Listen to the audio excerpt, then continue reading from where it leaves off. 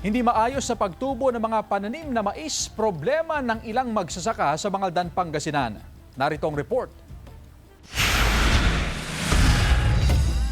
Mahigit 2 dekada nang nagtatanim ng mais si Tatay Rodrigo sa Barangay Gasang, Mangaldan, Pangasinan. Ayon sa kanya, ngayon lang daw siya nakaranas ng sobrang pagkalugi sa pagtatanim ng mais. Katulad nito, 2 beses ko inanuan ito, pinatubigan. Ay, tinitis ko, walang tubo.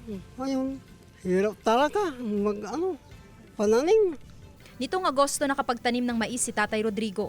Magbubunga na sana ito noong Setyembre, pero pumasok na ang Oktubre, kakaunti pa rin ang kanyang naani. Tapos yung fertilizer, nagbigay ng 1 sako. Matagal ng ubos. Ayun, inaano ko sa mga pananim namin. Sa halos 10,000 pisong puhunan ni Tatay Rodrigo, nasa 1,000 pa lang ang nababawi nito. Ang ilan sa kanyang tanim, inatake ng peste at nasira dahil sa pag-uulan. Sinubukan din daw niyang itanim ang mga binhing natanggap mula sa LGU, ngunit tulad ng ilang magsasaka na nakatanggap nito, halos wala raw tumubo, kaya't bumili na lang daw ng mga bagong binhi.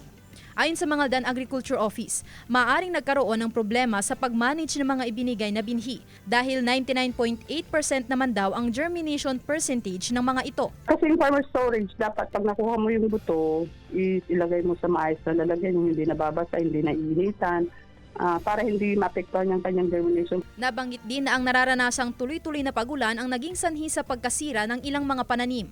Isang factor din po yung pag-ulan at saka natutubigan. Kasi nung inasis namin yung lupa, may mga na-stock po doon na tubig sa gilid ng kanyang maisan. Samantala ngayong anihan season, hiling ng mga corn farmers na tumaas ang presyo ng mga bagong aning mais. Sa ngayon kasi nasa 8 pesos ang kada kilo ng purple corn, habang nasa 40 pesos naman ang kada kilo ng white corn.